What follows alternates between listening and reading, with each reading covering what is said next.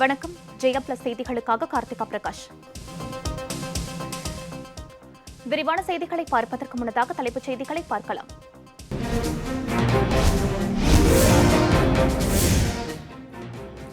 சாத்தான்குளம் இரட்டை மரணம். காவல் நிலையத்தில் விசாரணையை தொடங்கினார் மாஜிஸ்ட்ரேட்.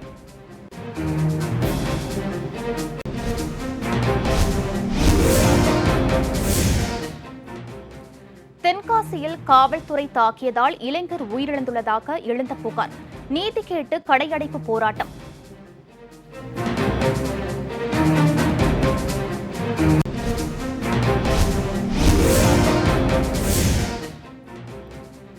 சென்னையில் கொரோனாவுக்கு இன்று 24 பேர் பலி. உயிரிழப்பு அதிகமாவதால் பொதுமக்கள் கடும் அச்சம்.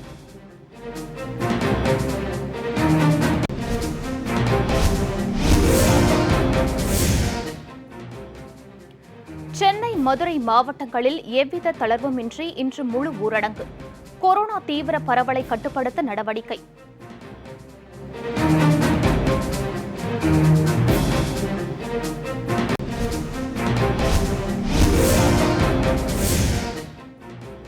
காய்ச்சலால் பாதிக்கப்பட்ட முதியவர் 3 சக்கர சைக்கிளில் அழைத்து செல்லப்பட்டு அலைக்கழிப்பு. மதுரையில் நேரிட்ட அவலம்.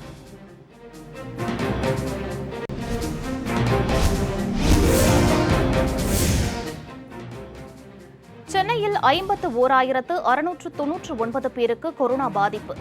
அதிகபட்சமாக ராயபுரம் மண்டலத்தில் 7,455 பேருக்கு தொற்று.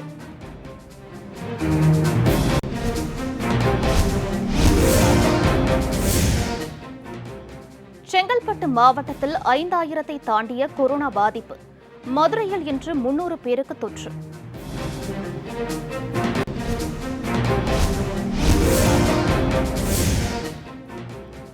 இந்தியாவில் கொரோனா தொற்றுக்கு பலியானோர் எண்ணிக்கை 16,095 உயர்வு.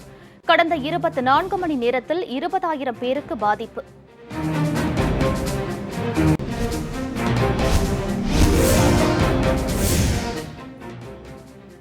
நாட்டில் கடந்த 24 மணி நேரத்தில் 2,31,000 மாதிரி பரிசோதனை. ICMR தகவல்.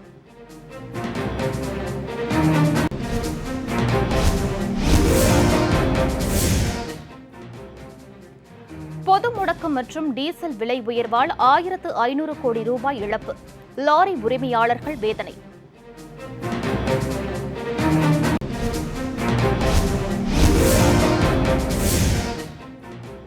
டெல்லியில் கொரோனா தொற்று சமூக பரவலாக மாறவில்லை. மத்திய உள்துறை அமைச்சர் அமித் ஷா பேட்டி.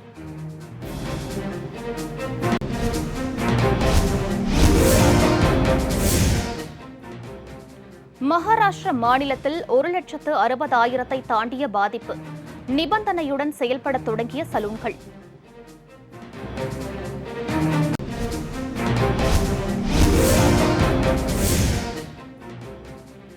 எல்லையில் சீனா அத்துமீறினால் இந்திய ராணுவம் தக்க பதிலடி கொடுக்கும். வானொலி உரையில் பிரதமர் உறுதி.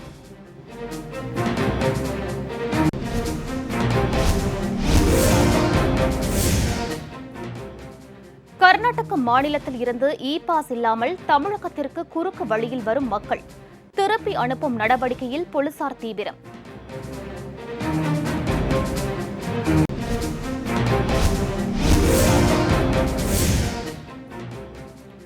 கொரோனா பலியால் எழும் அதிர்வலைகள். விழுப்புரத்தில் 1.5 வயது குழந்தை உயிரிழப்பு.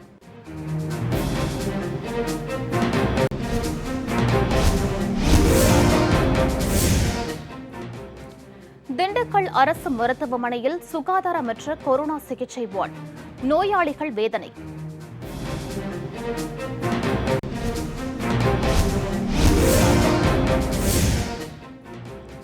தமிழகத்தின் பல பகுதிகளில் அடுத்த 48 மணி நேரத்தில் பரவலாக மழைக்கு வாய்ப்பு. சென்னை வானிலை ஆய்வு மையம் தகவல்.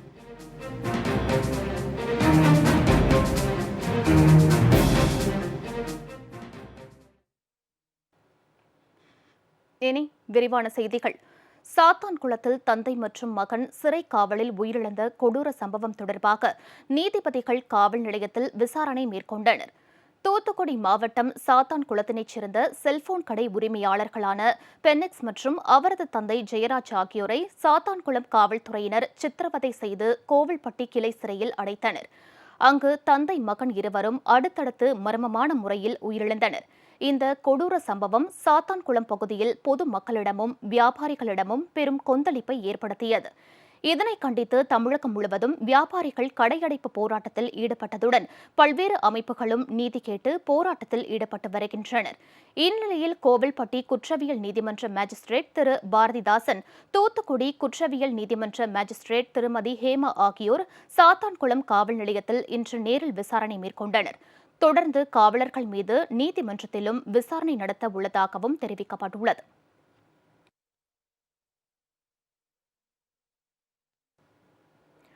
கொரோனாவின் தீவிரத்தை கட்டுப்படுத்தும் விதமாக சென்னை, மதுரை உள்ளிட்ட பகுதிகளில் எவ்வித தளர்வுமின்றி முழு ஊரடங்கு அமல்படுத்தப்பட்டதால் சாலைகள் வெறிச்சோடின.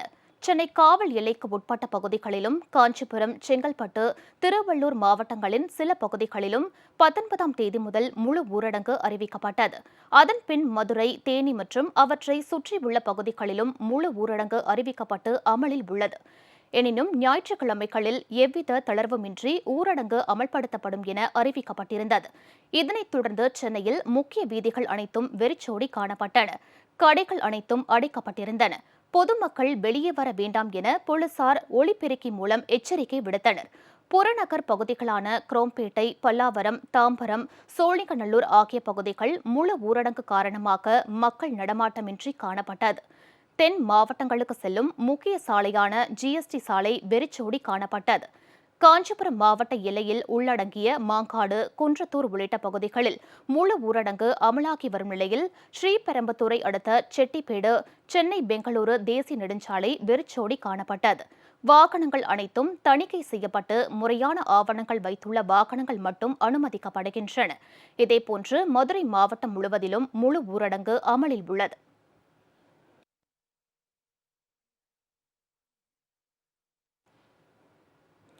சென்னையில் கொரோனா வைரஸால் பாதிக்கப்பட்டோர் எண்ணிக்கை 51,699 உயர்ந்தது. பாதிக்கப்பட்டவர்களின் எண்ணிக்கையை மண்டல வாரியாக தற்போது காண்போம். சென்னையில் உள்ள 15 மண்டலங்களில் அதிகபட்சமாக ராயபுரம் மண்டலத்தில் 7,455 பேருக்கு கொரோனா தொற்று உறுதி செய்யப்பட்டுள்ளது. தண்டையார்பேட்டையில் 6,221 பேருக்கும், தேனாம்பேட்டை மண்டலத்தில் 5,758 பேருக்கும், அண்ணா நகர் மண்டலத்தில் 5,506 பேருக்கும் கொரோனா பாதிப்பு ஏற்பட்டுள்ளது. கோடம்பாக்கம் மண்டலத்தில் 5,432 பேருக்கும், திருவிக நகரில் 4,387 பேருக்கும், அடையாறு மண்டலத்தில் 3,202 பேருக்கும், வளசரவாக்கம் மண்டலத்தில் 2,310 பேருக்கும், அம்பத்தூரில் 2,120 பேருக்கும் கொரோனா தொற்று உறுதி செய்யப்பட்டுள்ளது. திருவொற்றியூர் மண்டலத்தில் 2,019 பேருக்கும், மாதவரம் மண்டலத்தில் 1,655 பேருக்கும், ஆலந்தூர் மண்டலத்தில் 1,300 பேருக்கும், சோழிங்கநல்லூரில் 1,101 பேருக்கும், பெருங்குடியில் 967 பேருக்கும், மணலியில் 868 பேருக்கும் கொரோனா பாதிப்பு உறுதி செய்யப்பட்டுள்ளது.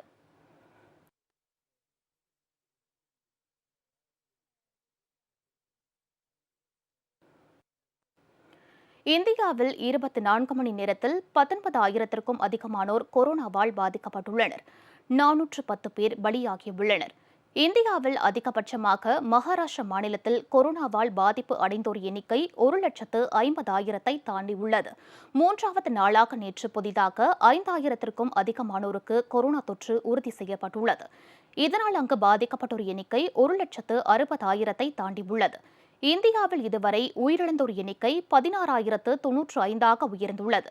வைரஸ் தொற்றால் நாடு முழுவதும் 5,28,859 பேர் பாதிக்கப்பட்டுள்ளனர். கடந்த 24 மணி நேரத்தில் அதிகபட்சமாக 19,906 பேருக்கு தொற்று ஏற்பட்டுள்ளதாக மத்திய சுகாதாரத்துறை தெரிவித்துள்ளது. இதனிடையே நாட்டில் நேற்று மட்டும் 2,31,000 மாதிரி சோதனைகள் மேற்கொள்ளப்பட்டதாக இந்திய மருத்துவ ஆராய்ச்சிக் கழகம் தெரிவித்துள்ளது.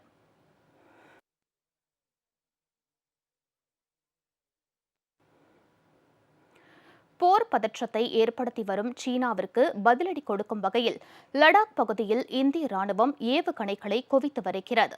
கால்வான் பள்ளத்தாக்கு பகுதியில் கடந்த 15ஆம் தேதி சீன ராணுவம் மோதலில் ஈடுபட்டபோது அவர்களை விரட்ட இந்திய வீரர்கள் நடவடிக்கை மேற்கொண்டனர். இந்த சம்பவத்தில் இந்திய வீரர்கள் 20 பேர் வீர மரணமடைந்தனர். இது தொடர்பாக ராணுவ அதிகாரிகள் அளவில் நடைபெற்ற பேச்சுவார்த்தையில் படைகளை விலக்கிக் கொள்ள ஒப்புக்கொண்ட சீனா அதனை செயல்படுத்தாமல் தொடர்ந்து படைகளை குவித்து வருகிறது. கொரோனா பிரச்சினையில் அமெரிக்கா உள்ளிட்ட நாடுகள் சீனாவிற்கு எதிராக திரண்டுள்ள நிலையில் சீனாவில் முதலீடு செய்துள்ள பன்னாட்டு நிறுவனங்கள் இந்தியாவின் பக்கம் திரும்பி வருகின்றன. இதை தடுக்கும் பொருட்டு எல்லையில் போர் பதற்றத்தை ஏற்படுத்த சீனா படைகளை குவித்து வருகிறது. இந்நிலையில் அந்நாடு அத்துமீறி தாக்குதல் நடத்தினால் அதற்கு பதிலடி கொடுக்கும் வகையில் லடாக் எல்லையில் இந்திய ராணுவம் ஏவுகணைகளை குவித்து வருகிறது. லே விமானப்படை தளத்தில் சுகோய் ரக விமானங்களையும் தயார் நிலையில் வைக்கப்பட்டுள்ளன.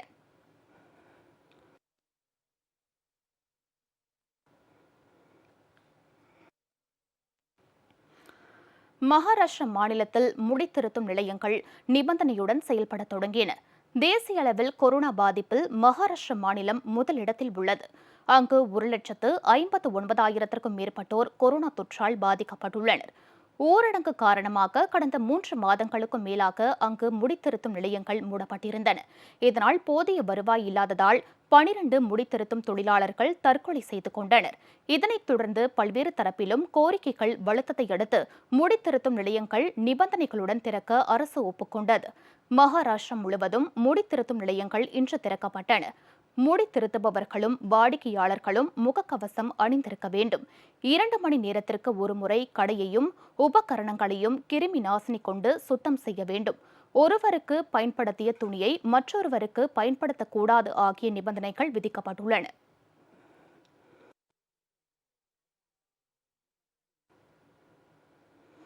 கொரோனா தடுப்பு நடவடிக்கையை தீவிரப்படுத்தியுள்ள கர்நாடக அரசு உச்சக்கட்ட பாதுகாப்பு ஏற்பாடுகளை செய்துள்ளது. கொரோனா தடுப்பு நடவடிக்கை தொடர்பான முடிவுகளை சூழ்நிலைக்கு ஏற்றவாறு மாநில அரசுகள் எடுத்து வருகின்றன. இந்நிலையில் கர்நாடக முதலமைச்சர் திரு எடியூரப்பா இன்று அனைத்துக் கட்சி கூட்டத்திற்கு அழைப்பு விடுத்துள்ளார். கர்நாடக அரசின் நடவடிக்கை குறித்து விளக்கியுள்ள முதலமைச்சர் திரு எடியூரப்பா, ஒவ்வொரு எம்எல்ஏவும் அமைச்சரும் கொரோனாவை தடுக்க அவர்கள் தொகுதியில் இணைந்து பணியாற்ற வேண்டும் என கேட்டுக் கொண்டுள்ளார். இந்நிலையில் வரும் 5ஆம் தேதி முதல் விதிமுறைகளை கடுமையாக்க கர்நாடக அரசு முடிவு செய்துள்ளதாகவும் கடைகளை திறக்க கட்டுப்பாடுகள் விதிக்கப்பட்டுள்ளதாகவும் தகவல்கள் வெளியாகியுள்ளன.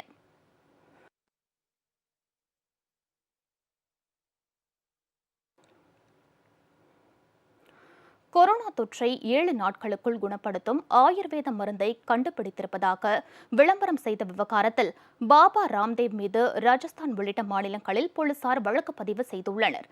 கொரோனா வைரஸ் தொற்றை குணப்படுத்த இதுவரை தடுப்பு மருந்து எதுவும் கண்டுபிடிக்கப்படவில்லை. எனினும் மாற்று மருத்துவத்தில் கொரோனாவை குணப்படுத்தும் மருந்துகள் தொடர்பான விளம்பரங்கள் தொடர்ந்து வெளியாகி வருகின்றன. கொரோனா தொற்றை குணப்படுத்தும் மருந்தை 7 நாட்களில் கண்டுபிடித்திருப்பதாக பதஞ்சலி நிறுவனம் அண்மையில் விளம்பரம் செய்தது.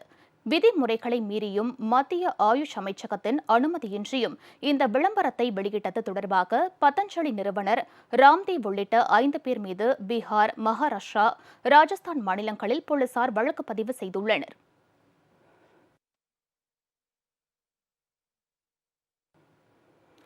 லடாக் எல்லையில் சீனாவின் அத்துமீறலுக்கு இந்திய ராணுவம் சரியான பதிலடி கொடுத்ததாக பிரதமர் திரு மோடி தெரிவித்துள்ளார். மன் கி பாத் நிகழ்ச்சியில் பிரதமர் திரு நரேந்திர மோடி வானொலி மூலம் நாட்டு மக்களுக்கு உரையாற்றினார். 2020ஆம் ஆண்டு மிகவும் கொடுமையான ஆண்டு என்றும் இந்த ஆண்டு எப்போது முடியும் என பரவலாக பேசப்பட்டு வருவதாகவும், அதே நேரம் நாம் இந்த ஆண்டின் சவால்களை துணிச்சலாக எவ்வாறு எதிர்கொண்டோம் என வரலாறு காண்பிக்கும் என பிரதமர் திரு மோடி தெரிவித்தார். லடாக் எல்லையில் சீன ராணுவத்தின் அத்துமீறலுக்கு தக்க பதிலடி கொடுக்கப்பட்டதாகவும், எல்லையையும் நாட்டின் இறையாண்மையையும் பாதுகாப்பதில் இந்தியாவின் உறுதியை உலகம் பார்த்ததாகவும் அவர் கூறினார். கொரோனா ஊரடங்கை தளர்த்துவதில் மிகவும் கவனமாக செயல்பட வேண்டும் என்றும், சமூக இடைவெளியை பின்பற்றியும் முகக்கவசம் அணிந்தும் மக்கள் அனைவரும் தங்களை பாதுகாத்துக் கொள்ள வேண்டும் என்றும் பிரதமர் திரு மோடி தெரிவித்தார். சாத்தான்குளம் தந்தை மகன் இரட்டை மரண விவகாரம் முடிவதற்குள்ளாகவே தென்காசியைச் சேர்ந்த இளைஞர் ஒருவர் போலீசார் தாக்குதலால் உயிரிழந்த சம்பவம் அதிர்ச்சியை ஏற்படுத்தியுள்ளது. தென்காசி மாவட்டம் வீரகேரளம்புத்தூர் பகுதியைச் சேர்ந்த 25 வயது இளைஞர் குமரேசன் இடப்பிரச்சினை தொடர்பாக செந்தில் என்பவர் அளித்த புகாரின் பேரில் கடந்த மே மாதம் 8ஆம் தேதி காவல் நிலையம் சென்ற குமரேசனை உதவி ஆய்வாளர் சந்திரசேகர் கன்னத்தில் அறைந்துள்ளார். இதனைத் தொடர்ந்து மே மாதம் 10ஆம் தேதி குமரேசனை மீண்டும் காவல் நிலையம் வர சொல்லி உதவி ஆய்வாளர் சந்திரசேகர் மற்றும் குமார் என்ற காவலர் ஆகியோர் கடுமையாக தாக்கியுள்ளனர். இதனைத் தொடர்ந்து உடல்நிலை கடுமையாக பாதிக்கப்பட்ட குமரேசன் இரத்த வாந்தி எடுத்து நெல்லை அரசு மருத்துவக் கல்லூரி மருத்துவமனையில் அனுமதிக்கப்பட்டார். கடந்த 16 நாட்களாக நெல்லை மருத்துவக் கல்லூரி மருத்துவமனையில் சிகிச்சை பெற்று வந்த குமரேசன் நேற்று மாலை சிகிச்சை பலனின்றி உயிரிழந்தார். உயிரிழந்த குமரேசனின் தந்தை தென்காசி காவல் கண்காணிப்பாளரிடம் புகார் அளித்துள்ளார். அவரது உடல் பாளையங்கோட்டை அரசு மருத்துவமனையில் வைக்கப்பட்டுள்ளது. அங்கு பலத்த போலீஸ் பாதுகாப்பு போடப்பட்டுள்ளது. சம்பந்தப்பட்ட காவலர்கள் மீது நடவடிக்கை எடுக்க வலியுறுத்தி கடைகள் அடைக்கப்பட்டு பதற்றமான சூழ்நிலை காணப்படுகிறது. ஏற்கனவே வாழை வெளியிட்டு இருக்கக்கூடிய சாதாரண ஜனங்க மத்தியில் நீங்கள் அதான் நம்ம பார்க்குறோம். 7 லட்சம் வழக்குகள் போட்டிருக்கிறாங்க. சாதாரண ஜனங்ககிட்ட இருந்து 14 கோடி 15 கோடி ரூபாய் இந்த காலத்தில் வசூல் செய்திருக்கிறாங்க. அரசு நிவாரணம் கொடுப்பதற்கு பதிலாக மக்கள்கிட்ட வாங்கியிருக்கிறாங்க. ஆகவே அப்படிப்பட்ட முறையில் இந்த காலத்தில் காவல்துறை மிக கடுமையான முறையில் தான் பொதுமக்களிடம் நடந்து கொண்டார்கள். மிக அதிகபட்சமான முறையில் தங்களுடைய சித்திரவதை போன்ற நடவடிக்கைகளை நடத்திக்கிட்டாங்கிறது தான் சாத்தாங்குளத்தில் நடந்திருக்கக்கூடிய சம்பவம், வீரகேரமுதூரில் நடந்திருக்கக்கூடிய சம்பவம். அதையொட்டி இப்போ எட்டயபுரத்துலேயும் கூட இதே மாதிரியான ஒரு காவல் நிலையத்தில் ஒரு அடித்து கொலை செய்யப்பட்டு ஒருத்தர் மரணம் அடைந்திருக்கிறார் என்கிற செய்தி என்பது வந்துக்கிட்டு இருக்குது. ஆகவே காவல் நிலையங்களில் விசாரணை என்கிற பேரில் இந்த மாதிரியான மிக கடுமையான சித்திரவதை செய்யப்படுகிற, டார்ச்சர் செய்யப்படுகிற, பொய் வழக்கு போடுகிற இந்த ஏற்பாடு என்பது தொடர்ந்து நடந்துக்கிட்டு இருக்கு. இந்தியாவில் இந்த காவல் நிலைய சாவுகளில் தமிழ்நாடு 2ஆம் இடத்தில் இருக்கிறது. ஆகவே இந்த சட்ட விரோதமான மனிதாபிமானமற்ற மனித மாண்புகளுக்கு எதிரான தமிழக காவல்துறையினுடைய இந்த அடக்குமுறைகளுக்கு தமிழக அரசு முற்றுப்புள்ளி வைக்க வேண்டும். அதற்கு எதிரான போராட்டங்கள் தமிழகத்தில் வெடிக்கும் என்பதை சொல்கிறோம்.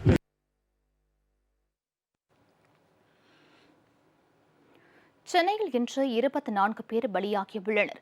கொரோனாவுக்கு உயிரிழப்போர் எண்ணிக்கை தொடர்ந்து அதிகரிப்பதால் பொதுமக்கள் கலக்கமடைந்துள்ளனர்.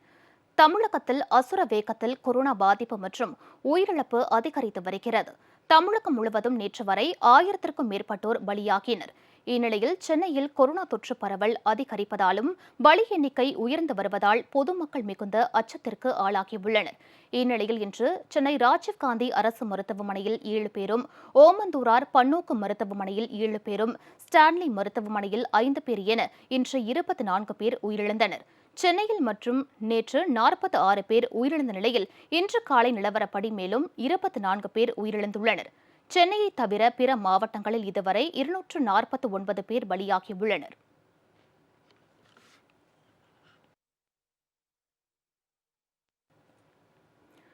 திருச்சி மாவட்டத்தில் காவல்துறையினரின் கெடுபிடியால் மீன் உணவு வியாபாரி ஒருவர் தீக்குளித்து தற்கொலைக்கு முயன்ற சம்பவம் சக வியாபாரிகளை அதிர்ச்சியடைய செய்துள்ளது.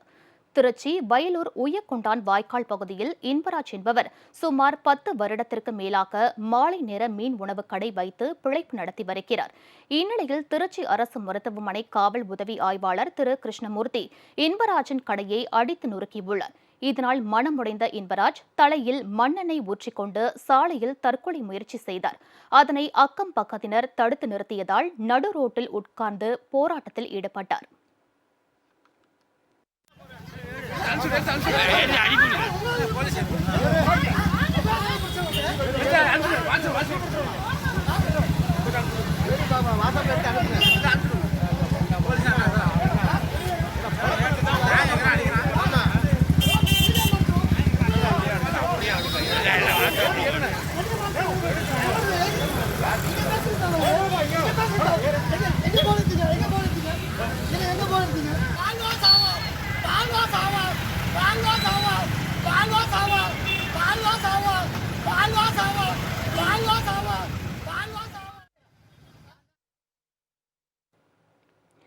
காவல் உதவி ஆய்வாளரின் கெடுபிடியால் வியாபாரி தற்கொலைக்கு முயன்ற சம்பவத்தை கண்டு அதிர்ச்சியடைந்த சக வியாபாரிகள் அச்சமின்றி வியாபாரம் செய்வதற்கான நடவடிக்கை எடுக்க வேண்டும் என்று வலியுறுத்தினர்.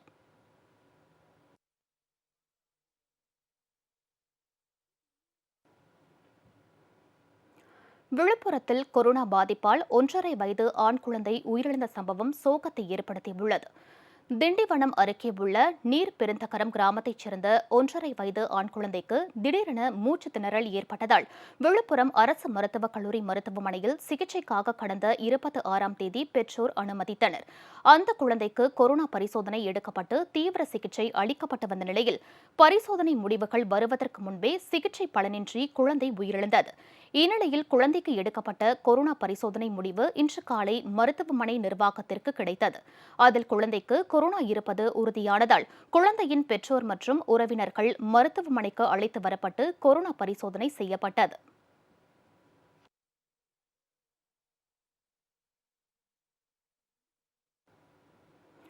விசாரணைக்காக காவல் நிலையம் அழைத்து வருபவர்களை அடித்து துன்புறுத்தவோ அவதூறாகவோ பேசக்கூடாதென காவலர்களுக்கு அறிவுறுத்தப்பட்டுள்ளதாக சென்னை பெருநகர காவல் ஆணையர் திரு A.K. விஸ்வநாதன் தெரிவித்துள்ளார்.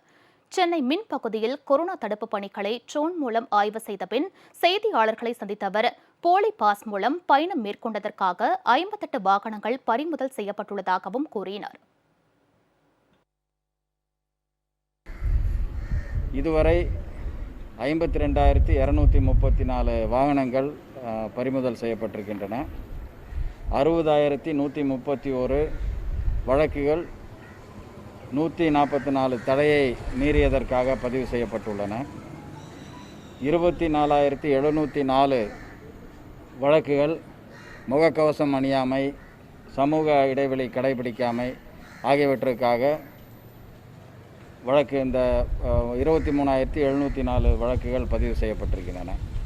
இதை தவிர 58 வாகனங்கள் தவறான போலியான பாஸ் பயன்படுத்தி சென்றதற்காக பறிமுதல் செய்யப்பட்டு வழக்கும் போடப்பட்டிருக்கிறது. இதில் அவங்க பத்திரிகையாளர்கள், மருத்துவர்கள், கார்ப்பரேஷன் அதிகாரிகள் இந்த மாதிரி பேரில் தவறான போலி பாஸ் எடுத்துகிட்டு வந்ததா அதற்காக அந்த வழக்குகள் பதிவு செய்யப்பட்டிருக்கிறது. இதை தவறாக பயன்படுத்த வேண்டாம். இது ஒரு குற்றம். இது மிக கடுமையான குற்றம். போலியாக ஒரு டாக்குமெண்ட்டை தயார் பண்ணுறதுங்கிறது ஒரு கடுமையான குற்றம். அதில் கடுமையான நடவடிக்கை எடுக்கப்படும். கோர்ட்டு டைரெக்ஷன், சுப்ரீம் கோர்ட்டு வரைக்கும் டைரெக்ஷன்ஸ் நிறையா இருக்குது. குறிப்பாக அடிக்கிறது, துன்புறுத்துறது கூடாது. சென்னை பெருநகர காவல்துறையை பொறுத்த வரைக்கும் நம்ம திருப்பி சொல்லிட்டு இருக்கோம். தமிழ்நாடு காவல்துறையை பொறுத்த வரைக்குமே யாருடைய மனதை புண்படுத்துகிற மாதிரி கூட பேசக்கூடாதுன்னு நம்ம சொல்லிகிட்டு இருக்கிறோம். அடிக்கிறதுங்கிறது தவறு, சட்டப்படி தவறு. அதை தொடர்ந்து அனைத்து அதிகாரிகளுக்கும், காவலர்களுக்கும், காவல் நிலையங்களுக்கும் வலியுறுத்தி கொண்டிருக்கிறோம். செஞ்சி தொகுதி திமுக எம்எல்ஏ திரு மஸ்தானுக்கு கொரோனா உறுதி செய்யப்பட்டுள்ளது. திமுகவைச் சேர்ந்த திரு மஸ்தானுக்கு செஞ்சி அருகே உள்ள ஒட்டம்பட்டு அரசு ஆரம்ப சுகாதார நிலையத்தில் கொரோனா பரிசோதனை செய்யப்பட்டதில் அவருக்கு தொற்று உறுதி செய்யப்பட்டது. இதனைத் தொடர்ந்து திரு மஸ்தான் சிகிச்சைக்காக சென்னை வந்துள்ளதாக தகவல் வெளியாகியுள்ளது. கொரோனா தொற்று காரணமாக திமுக எம்எல்ஏ திரு ஜே அன்பழகன் அண்மையில் உயிரிழந்தார். இதனைத் தொடர்ந்து ரிஷிவந்தியம் தொகுதி திமுக எம்எல்ஏ திரு வசந்தம் கார்த்திகேயன், செய்யூர் தொகுதி திமுக எம்எல்ஏ RT அரசு ஆகியோருக்கு கொரோனா தொற்று உறுதி செய்யப்பட்டதை அடுத்து தனியார் மருத்துவமனைகளில் சிகிச்சை பெற்று வருகின்றனர். இந்நிலையில் திமுகவைச் சேர்ந்த திரு மஸ்தானுக்கு கொரோனா தொற்று உறுதி செய்யப்பட்டுள்ளது.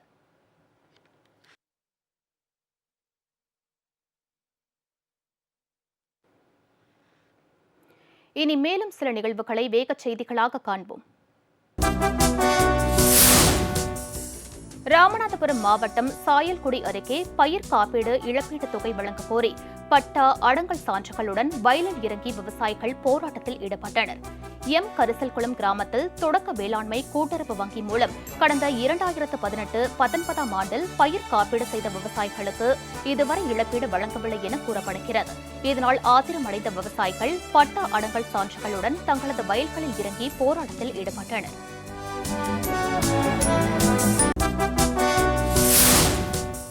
திருச்சி அருகே தேக்கு மரங்களை கடத்தியதாக அதிமுக நிர்வாகி, அவரது மகன் உட்பட 3 பேரை வனத்துறையினர் கைது செய்து அபராதம் விதித்தனர்.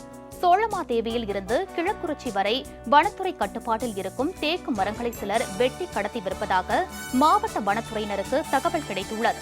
இதையடுத்து மாவட்ட வனச்சரகர் குணசேகரன் தலைமையில் வனத்துறையினர் ஆய்வு மேற்கொண்டனர். அப்போது தேக்கு மரத்தை வெட்டிக் கொண்டிருந்த சுப்பிரமணியன், அதற்கு உடந்தையாக இருந்த அதிமுக நிர்வாகி தியாகு, அவரது மகன் தினேஷ் ஆகியோரை கைது செய்த வனத்துறையினர் 1,20,000 ரூபாய் அபராதம் விதித்தனர்.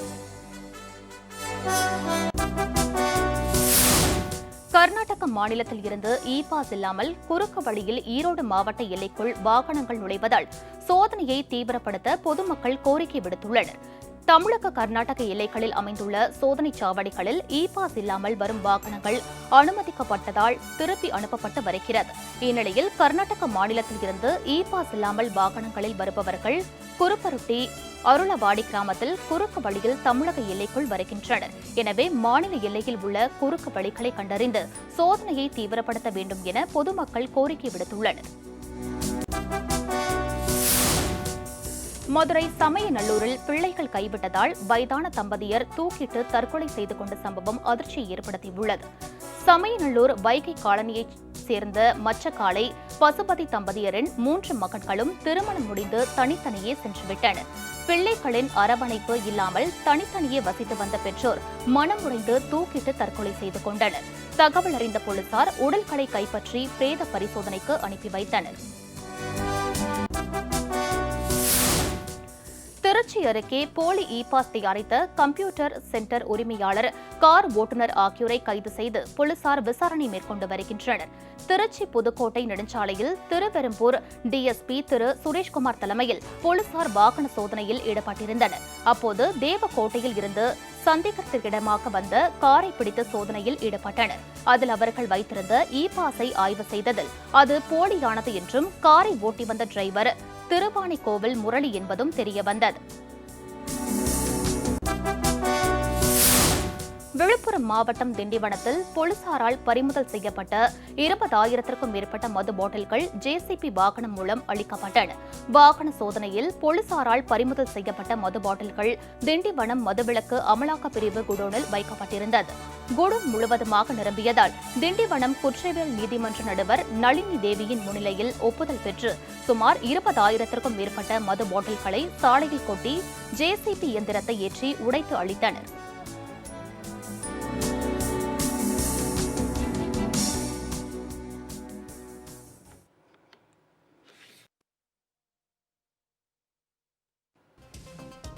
செய்திகள் நிறைவடைந்தன. அடுத்தடுத்த நிகழ்வுகளுக்கு தொடர்ந்து பாருங்கள் ஜெயா பிளஸ் செய்தி சேனலை.